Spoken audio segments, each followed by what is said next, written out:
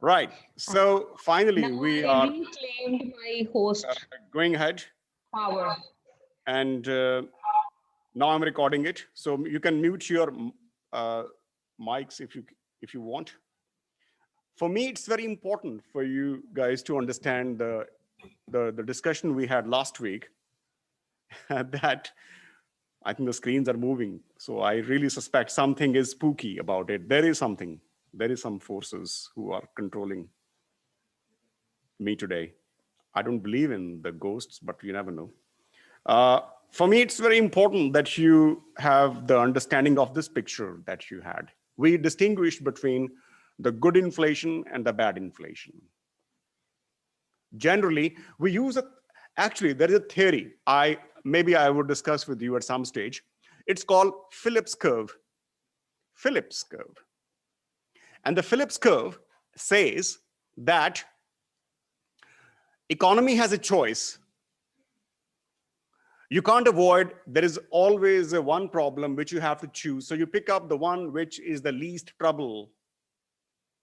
Economy has to pick between unemployment and inflation. Because if you go for more faster activities in the economy, then economy definitely will be inflationary at some stage. Inflation is not so good. Of course, we pay more price, but at least something is good about inflation, that people get jobs. But the bad, I didn't. I think it's, did I? Okay. I was going to blame Shiny, but anyways, now she's, okay. So I repeat what I said because I want that this gets recorded. We are talking about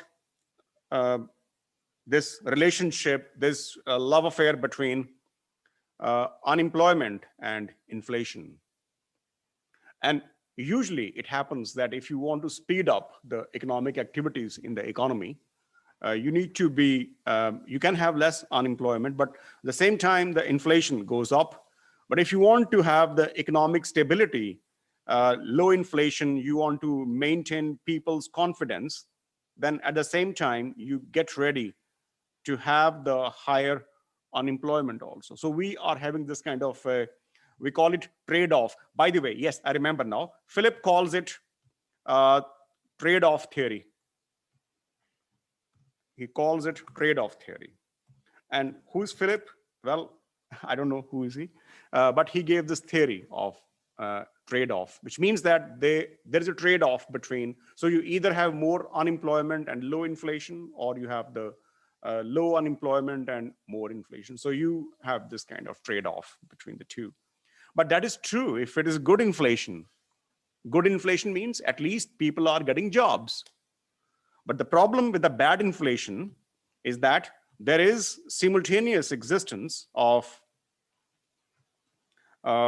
unemployment and inflation. So in other words, if I draw a picture here, hypothetical, the curve may look like this. At least when the curve is downward sloping, you have a choice which is a lesser evil. But here, you try to correct one and you get the side effects of the other. So this is the relationship between inflation. So the good inflation and the bad inflation are, we need to be very careful about. And do you know the name, any synonym of bad inflation? Do you know the right word? Bad inflation is the word which I just coined. You don't use, huh? Stagflation. Stagflation. Because stagflation is the one where we have this, when we have this inflation and unemployment both. If you look at the developing countries, many developing countries, you find that because of their poor macroeconomic management, because of the overpowering of politicians over economists, because of the appeasement because of politicians want to make their electorate happier, they serve the freebies. A stage comes when the inflation and the unemployment exist together. So that is the hallmark of stagflation. Well, stagflation can also be seen in many developed countries. For example, look at now, we have low unemployment. No, we have low inflation, but at the same time, the unemployment can also change. So stagflation can exist in all type of economic system. I want to ask you a question. Please reply me. And don't stop your creativity, because I don't want you to, my objective is not to use those bombastic theories to intellectually harass you from free thinking. I really want that you never let the horses of your mind stop having the flight of fantasies. My open-ended question to you is that, is inflation always bad? Is inflation something you hate, you despise, and regardless of high inflation, low inflation, you hate it? If it is low, why you think low inflation is good? Huh? It is? It's easy to fix. But then isn't like we say that the evil should be nipped in the bud.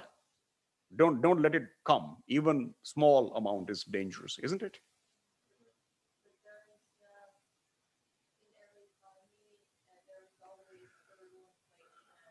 Mm-hmm. Yeah, I agree with you. People who said that low inflation is good. I totally endorse your view. Why I totally agree with you is that a small inflation is a sort of reward to the businesses to grow more. Yeah? Try to understand. The low inflation pushes your profits up. If I'm a business person, I don't want to get any felicitation by the local council and give me a plaque or a certificate. I would prefer to have more profits. That's my true reward, isn't it? And when there's low inflation, what happens? Your profits increase. How do your profits increase? Because look at the formula, which you will study more in accounting course next semester. You will be my victims again. I want to see how long you can escape my spell. Profit is calculated by total revenue minus total cost. Yeah. If your cost is 100 euros and your revenue, sales when you sell, is 120, your profit is 20. Simple. Now, first you produce goods and then you sell. Yeah, there's a time difference. When the price was low, you produce goods. So your 100 euros have been spent already, right? Now there's a small inflation. With the small inflation, your costs do not rise because the goods are produced already. Your revenue increases because there is a slight increase in price and people still buy it because that increase in price is too insignificant from making people not to buy the good. So it means the demand doesn't decrease. So as a result, what happens? There is an increase in your revenue, and the gap between revenue and cost widens and you get the profits. But the problem happens that if the rate, this inflation rate is increasing, it will backfire by two ways. First of all, when the inflation is increasing beyond so-called low level, it would hit people's demand. Now people will start thinking seriously, should they continue to consume or should they stop consumption? Yeah. The second thing, which is more dangerous, is that the increase inflation will hit you by cost, rising cost. Because of high inflation, your workers would demand more wages from you. Your landlord would demand more rent from you. The lender, the banker, would demand more interest from you. And your shareholders would like to have more profits from you. So you would be basically under pressure. And what will happen then? If it comes from the cost side, you will try to economize. You will try to be more miser. You will try to, what is a word which people hate to use these days? You will use the austerity. Means you will try to sack people, close the units, try to sell what you produced already, and that will result in unemployment. Do you get my point? That there is inflation, and the inflation leads to more unemployment. So therefore, we have to have a thin line between the good inflation and the bad inflation. Generally, economists all over the world, they have a consensus that if the inflation is about 1 to 2% a year, is called mild inflation. Yeah. And if it is about 2 to 4%, it's called walking inflation. Walk. Yeah. And if it is around 10% a year, it's called running inflation. Running inflation. Because after walking, what happens? Running. What happens after running, by the way? Have you seen the horses galloping? Gallop, trot, the big jump. If it is more than 20, 30, 40% about it, then it's called galloping inflation. Gallop. And if inflation is, as we have seen in many South American countries, almost 100% a day or even more, then it's called hyperinflation. Hyperinflation. The hyperinflation has no limit. Okay? So depending upon the shape, the velocity of inflation, we can categorize as far as it's low inflation or mild inflation, it's fine. But if it goes to more than 4, in the modern economy, if an economy is having 2 to 3% of inflation a year, I would be worried about it, because it's a Pandora's box. Once it opens, it's difficult to put it back. Yes, sir, you have a question? Mm-hmm. Yeah, it is. Exactly. Yeah. South America, Latin America has always had this problem of inflation and economic instability, which is not a good thing for such a resource-rich continent. It's a bit strange. I blame their politicians for this. I'm sorry. Okay, so now you understand this conflict between the two. There is a conflict, but at the same time, there's no conflict, because it can be possible that inflation and unemployment coexist. All right. What rate of inflation do you say that is basically easily curable still? To me, depending upon the economy. If you are a developing economy, you have lots of underutilized, untapped resources. Then if it is a little bit, way bit high inflation, right, with the nice macroeconomic management, keep the politicians away, the real people who know the art. If they are at the helm of affairs of countries' economic matters, 3-4% for some time is okay. But if you have lack of resources, or you don't have so many, if you are a mature economy, like OECD countries, for example, if they don't have too many resources, because they are already in use in many senses. In that case, any inflation more than 2% is worrisome, because it can hit back cost. And by the way, in the big economy, in the developed economy, inflation increase will hit the stock markets immediately. And then what will happen? The investors would move and there can be a problem. So I would say that this bar of good inflation is lower for the developed countries. It could be a little bit more for developing country. And by the way, all developing countries are not very homogeneous. If I take a bunch of India, Vietnam, Bangladesh, Cambodia, if I keep them in one group, and then I have some other developing countries in Africa, I can't compare them because they have so different fundamentals. Okay, so once again, I ask you, do you understand this picture now? Does it sound familiar to you now?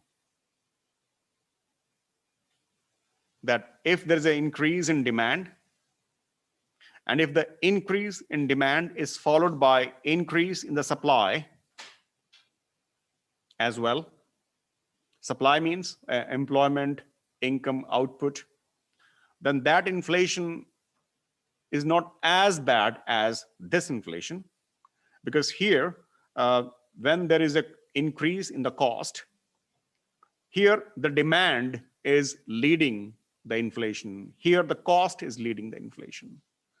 If the cost is leading the inflation, then that could be very dangerous because that causes unemployment in the economy.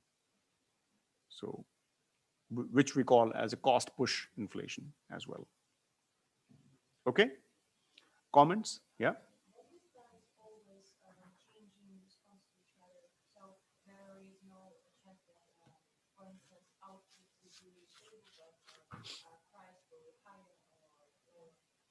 You're right. There is a strong, even though I was going to discuss a bit later, which I will discuss, of course, but to answer your query, there is a strong relationship between demand and cost, push inflation. If we say that initially the inflation increases because of the demand pull, eventually you cannot increase the employment supply in response to the increasing demand. At some stage, you will feel the shortage of resources. Let's say you are a small company and your demand is rising. Okay, in the beginning, it's good news for you because you can expand, but you also have a limit to expand. You also need to employ more people, more resources. You might not get them. Yeah. And eventually it would affect your quality and the cost. So that would backfire you. So I would say that even though this is a good inflation, at some stage, this good inflation would become the bad inflation at some stage. Because rising demand would push you in a resource constraint at some stage. And that's where the cost push inflation would come in the picture. So if you see in the static sense, of course, these two are different things. But when you bring them in a dynamic environment, then I would say, yes, there is a strong relationship between demand pull and cost push inflation. A demand pull inflation eventually leads to cost push inflation. Yeah.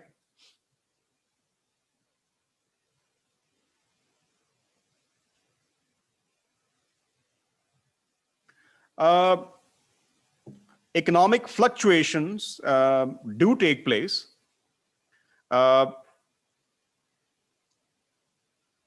In the short run, for example, whenever there is an aggregate demand.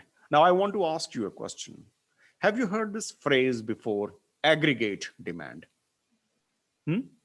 Have you? Have you or have you not? I have. And what is that? is Patrick. Huh? Is what? Aggregate demand is the same thing as GDP. It's equal to that. Oh, I was thinking somebody's speaking here. Sorry, say again, what is aggregate demand? It is equal to GDP, gross domestic products. And the gross domestic product is equal to what? The price of everything being produced inside an economy, like inside a country. If you have to write the aggregate demand, good point. If you have to write the aggregate demand in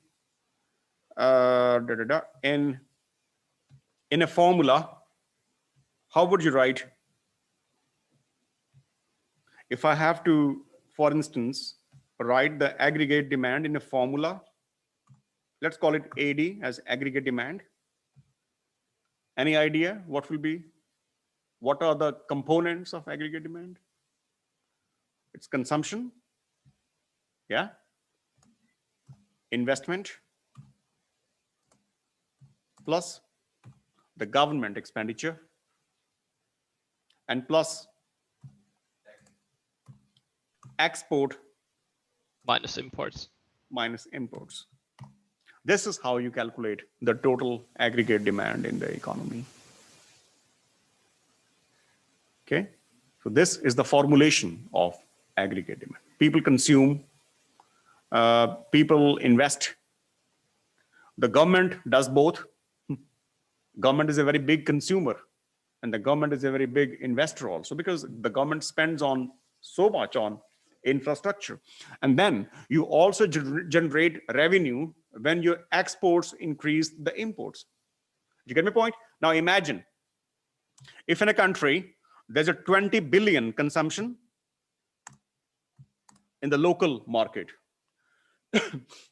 sorry, and then there's a 10 billion investment by the private people, you know, setting up the factories and so on and so forth. And then the government comes and it buys services, it hires people, this Hippo project spending so much of money on making hospitals, buildings, and all that stuff, 30.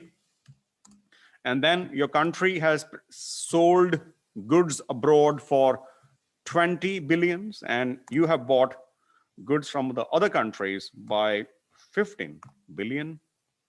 Then you can see that the GDP of the country would be 30, 60, 65 billion. So in a nutshell, this is the formula to calculate the GDP of the country.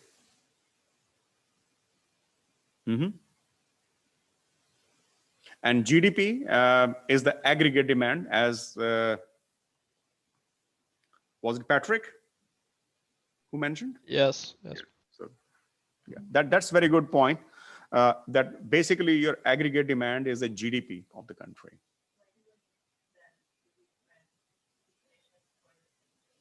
Well, GDP is a measure of aggregate demand.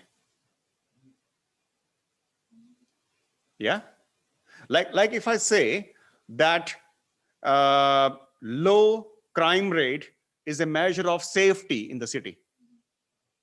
The phenomenon is safety, but the measurement is the crime rate. City of Uvascula, the well-being level is very high. Now, well-being is a very abstract thing, but when you see there are more doctors per 100 of population, there's a better road network, then these become the measures of well-being. Right.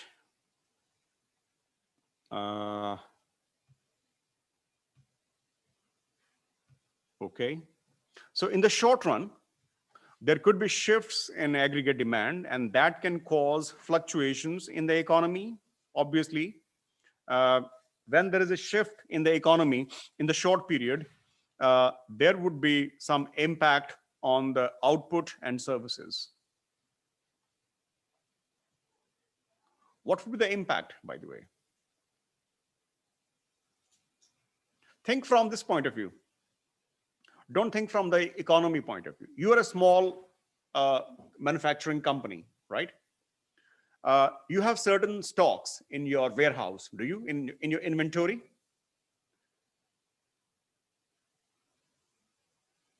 Next morning, there is a run of customers in your shop unexpectedly. What would you do? You can't produce things, huh? You can, yes. But you can, maybe you can borrow a few things from your next door neighbors, the same shop, the same, they also may be selling the same stuff on the promise that when you produce, you give them back.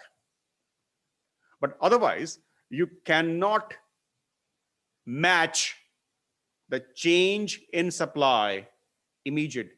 You cannot match the change in demand with a change in supply instantly. Can you? It's not possible. Maybe you can request your labor, hey, do you know somebody? Bring them in on the daily wage and let's work in 2 shifts or in 3 shifts. But you can't bring your machinery. You can't buy the new technology instantly. And moreover, there's no guarantee if this positive scenario is going to stay there forever for a long time. So maybe you are overestimating this phenomenon. But in the long run, if this increase in demand continues, sustains, then the increase in the aggregate demand is also matching the supply. So the demand is being matched by the supply as well. So there is a full synchronization between the demand and supply. But there is a catch. Your supply would only match the increase in demand till the point you exhaust your last resource. After all, economy has limits. You have limited forests, you have limited land, you have limited labor, you have limited minerals. You have limited wind, you can run the windmill. You have the limited metals, you have the limited trained workers. Everything. You can have a lot, but still limited. Do you get my point? So what happens then? Then there is an increase in the prices. So the point, when you touch the point of full employment means where all the resources in the country, in the nation, which you have, are fully put to use, and you don't have any idle resources, which you don't have any surplus resources. And the result is that there can be inflation. Yeah. So if I draw this picture, it should look like, for instance, this thing. That, sorry about this.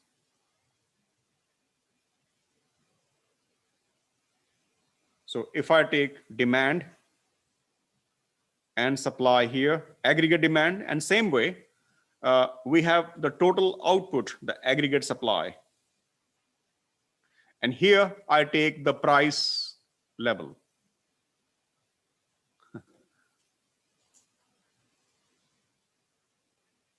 So long as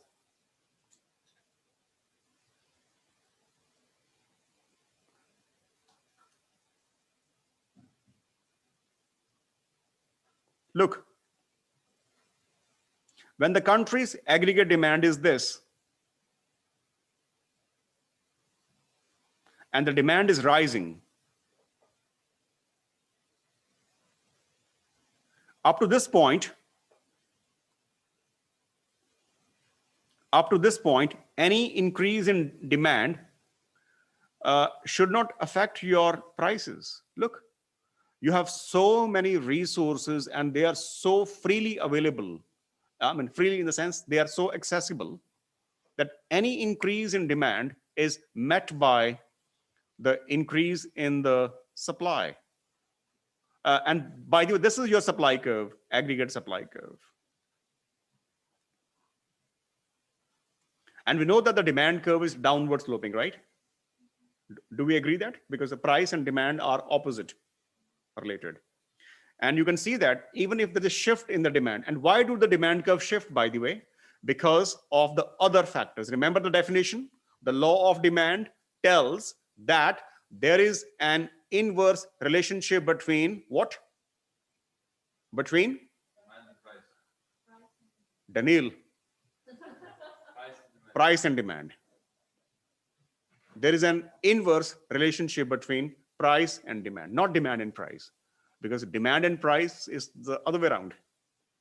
It means more price, less demand, less price, more demand. And then I use comma, and then I use a Latin phrase, I think. What is that? Ceteris paribus, which means other things being equal. And what are the other things? Income, taste, fashion, habit, technology, population. But when they change, what happens? The demand curve change itself. Okay, so when people are richer, they export more, people consume more, people invest more, the government spends more money, exports are more than imports. What happens? There is a more money in the economy. There's more resources, more demand. And as a result, the demand curve would go upwards. I mean, it would shift rightwards. But because you have lots of resources available, the price will not increase.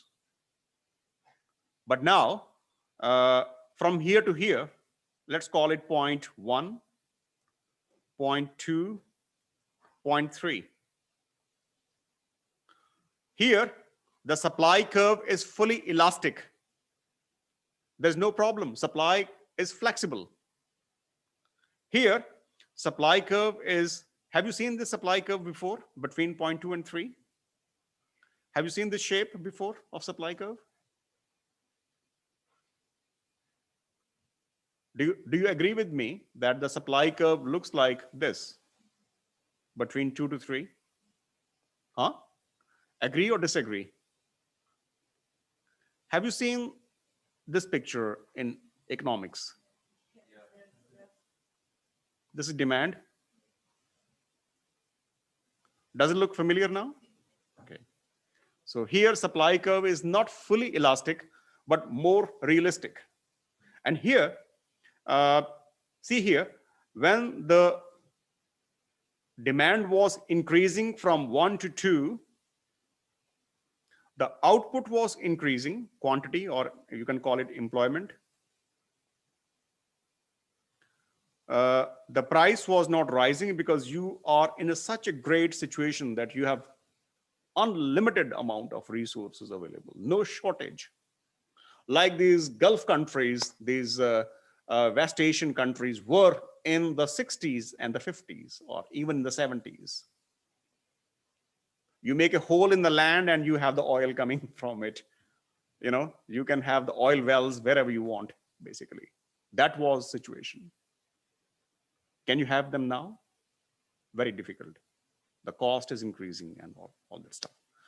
Anyways, so here there is a fully elastic supply curve of resources. But from 2 to 3 point, we start feeling some heat now. There is a resource crunch now. And now from this point to this point, you see that definitely you can push the supply from Q2 to Q3, but this will not be free from inflation. The price will also increase. Can you see that?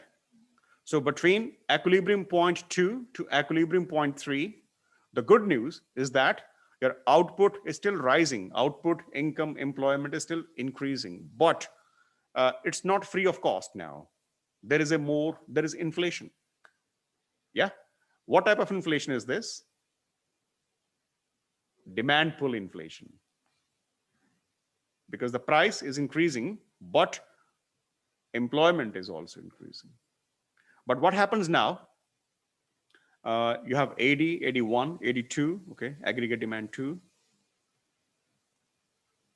What happens now is that if this process continues and you have a new aggregate demand curve, let's call it 3, then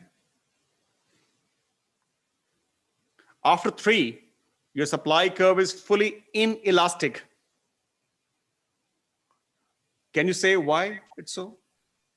Why can't you produce a single unit more now? You run out of your resource. Come on, you haven't done good job.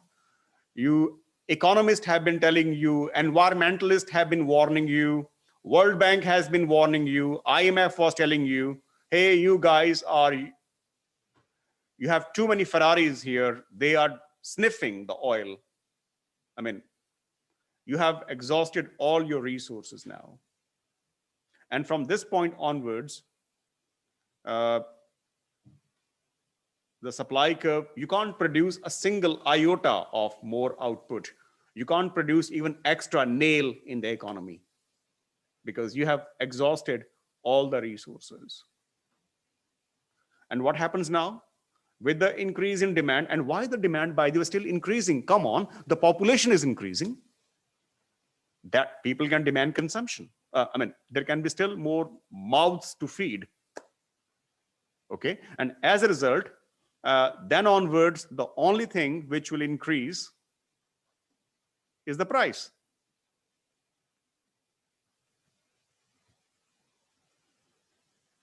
Now onwards, if you go beyond this, there will not be any increase in the quantity. No more employment. You have exhausted your resources. Okay, I would rather call this point 3 with the symbol F. Full employment. In the books, you will see F means full employment. Means the point of full employment is reached now. What do we do now? Well, we need to do the innovations. We need to produce, we need to upgrade our technology. We need to keep the population in check. We need to generate alternative resources. Oil wells are dry now. Now look at the solar energy. Look at the windmills. Look at the hydroelectricity. Go for these resources. No labor force available. Have some, invite some robots from somewhere. And likewise. Okay? Make sense? So this is how the economy moves over time from glut of resources, plenty of resources, unlimited resources, literally, to exhausted, no more resources. The resources are now dried up. Yeah? Does it look like a story? Yeah, so this is how the economies evolve, how the economies change. Of course, now I want to ask you something. Do you think that this point is like eternal? This point is divine? This F point is, no, you can't change, you can't postpone it? You can. Imagine you are reaching at this stage and you have a wiser group of politicians, economists, leaders, statesmen.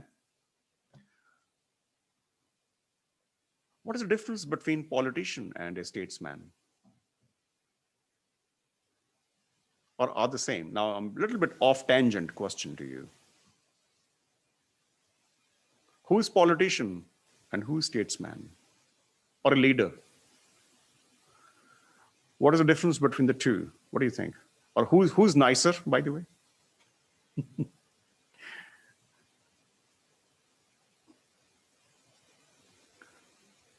Yeah, any ideas?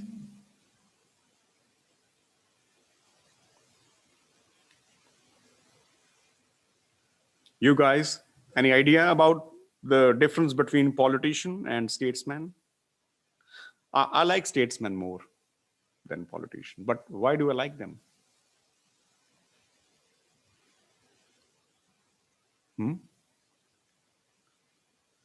What does Google say about it? Yeah.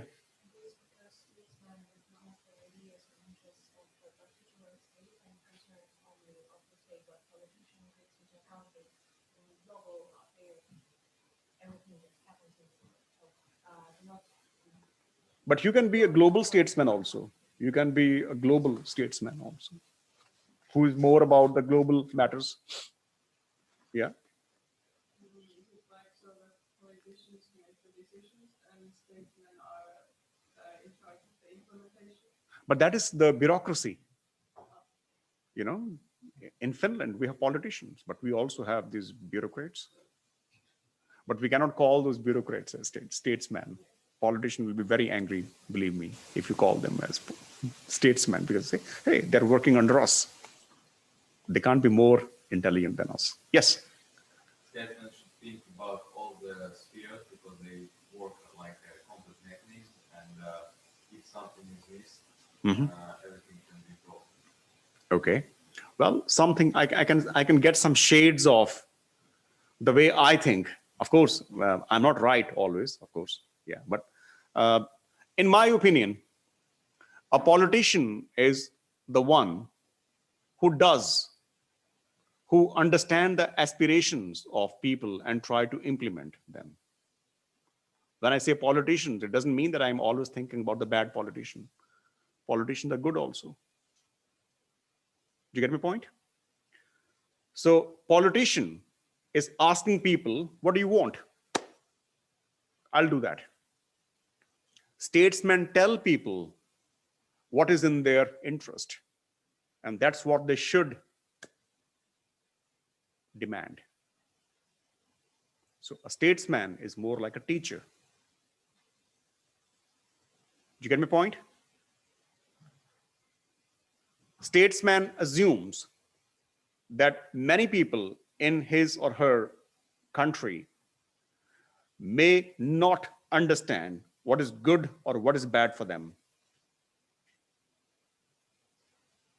The politician, the statesman trains them to think, hey, how do you decide what is good or bad for you? What benchmark you should apply?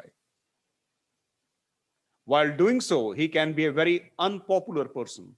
Politicians are more popular than statesmen because they can say, hey, you wanted this, look, I did this. But what you did, is it good? Is it beneficial for the overall society? If people want car, all the people in the country want car. We want to improve our living standards, and the politicians are making it happen. Did somebody bother about the environmental degradation? This thing will be taught by the statesman that, hey, all right, it's nice to be aspirant, but you know what? There are some problems with this.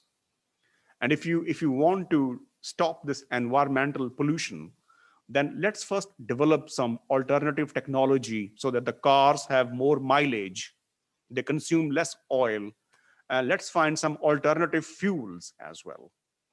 Let's find some these electric car or hybrids and all that stuff so that we are, or find some other cheaper and the effective sources.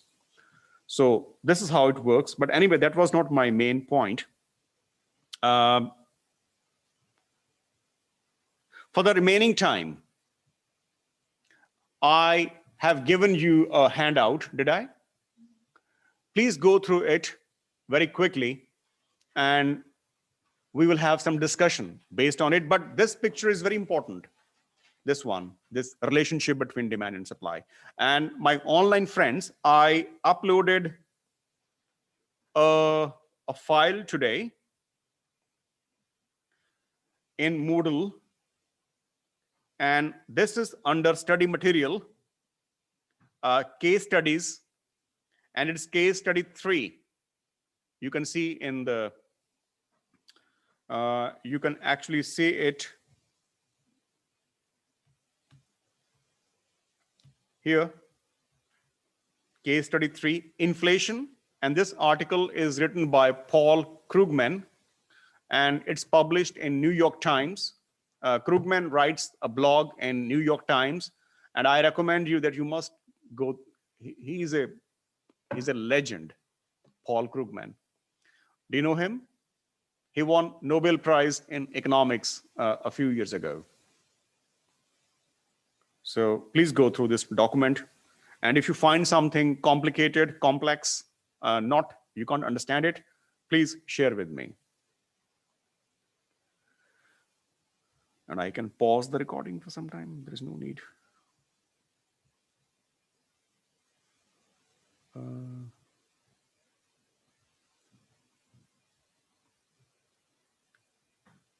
How do I find it now? Ah, it's here. I can pause it now.